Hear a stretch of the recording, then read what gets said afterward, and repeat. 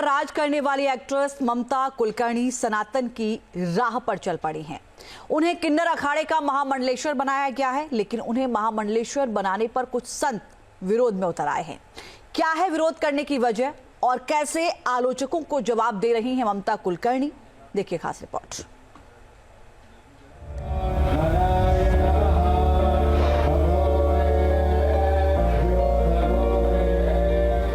Glamour girl का नया अवतार, सिल्वर स्क्रीन से सनातन की राह, बॉलीवुड की चकाचौंध से साध्वी का सफर, लिया संन्यास, कंट्रोवर्सी अपार।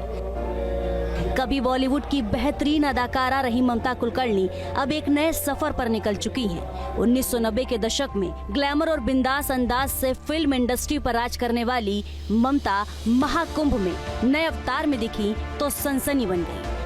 तमाम रीति रिवाजों के साथ ममता कुलकर्णी को किन्नर अखाड़े का महामंडलेश्वर बनाया गया और नया नाम मिला श्री यमाई ममता नंदगिरी, यानी लाखों दिलों की धड़कन रही ममता अब ममता नंदगिरी बन गई हैं। ममता कुलकर्णी बेशक किन्नर अखाड़े की महामंडलेश्वर बन गई हैं, लेकिन कंट्रोवर्सी है कि उनका पीछा नहीं छोड़ रही।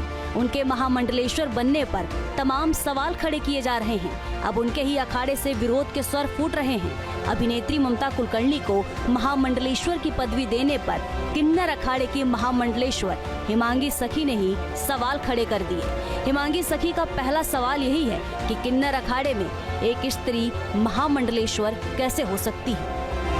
पहली बात तो मैं ये कहूँगी कि किन्नर अखाड़ा किसके लिए बना था? किन्नर समाज के लिए बनाया गया था किन्नर अखाड़ा, मगर अब उसके अंदर महिला को स्थान दे दिया किन्नर अखाड़े में।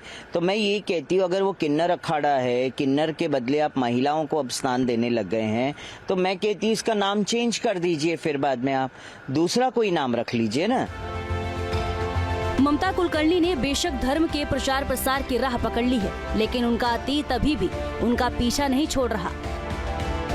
ममता कुलकर्णी जैसी फिल्म स्टार जिनका संबंध डी कंपनी के साथ है, जो ड्रग्स के आरोप में जेल में भी गई हैं, एम आई राइट और रॉन्ग?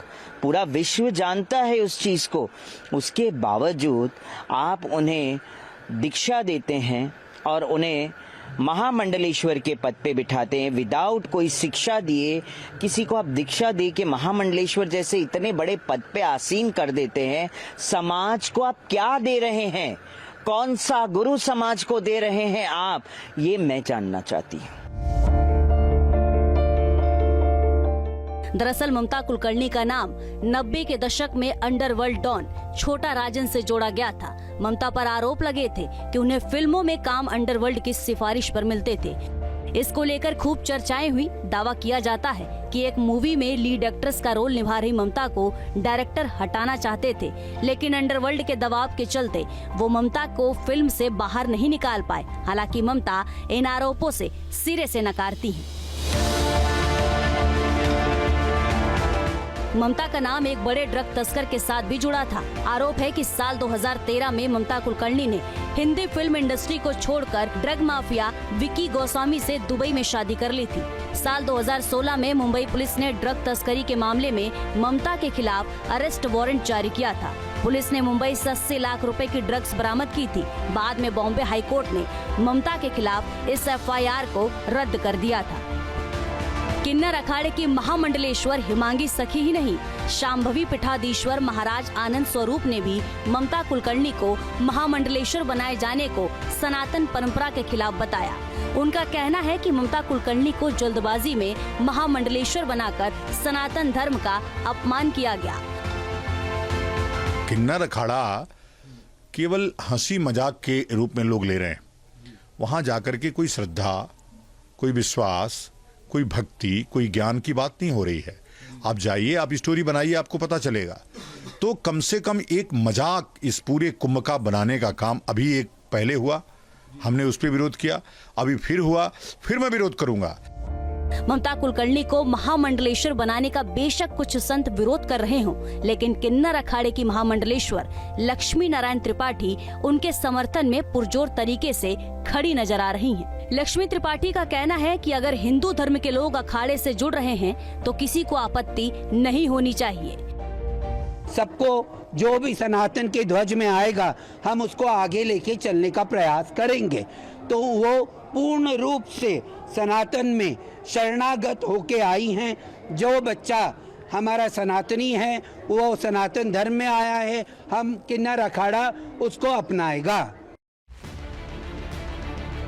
उधर किन्नर अखाड़े से महामंडलेश्वर की पदवी मिलने के छिड़े विवाद के बावजूद श्री अमाई ममता नंदगिरी यानी ममता कुलकर्णी आत्मविश्वास से लबरेज हैं और वो ये समझाने की कोशिश कर रही हैं कि ये पद उन्हें यूं ही नहीं मिला। बस मैं एकदम आनंद महसूस कर रही हूँ। एक जैसे एक खिलाड़ी को अपने 4-5 साल के अभ्यास के बाद ओलंपिक्स में मेडल मिलता है, वैसा मुझे मेडल मिला कल।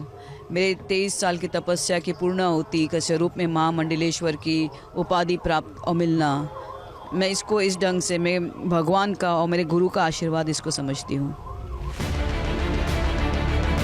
ममता कुलकर्णी अपनी आलोचनाओं से जरा भी विचलित नहीं है। वो खुलकर अपने आलोचकों को जवाब दे रही हैं, तर्क रख रही हैं। चाचा जगत गुरु ने मेरी तपस्या, मेरे को प्रश्न ऐसे पूछे तपस्या के बारे में, ध्यान के बारे में,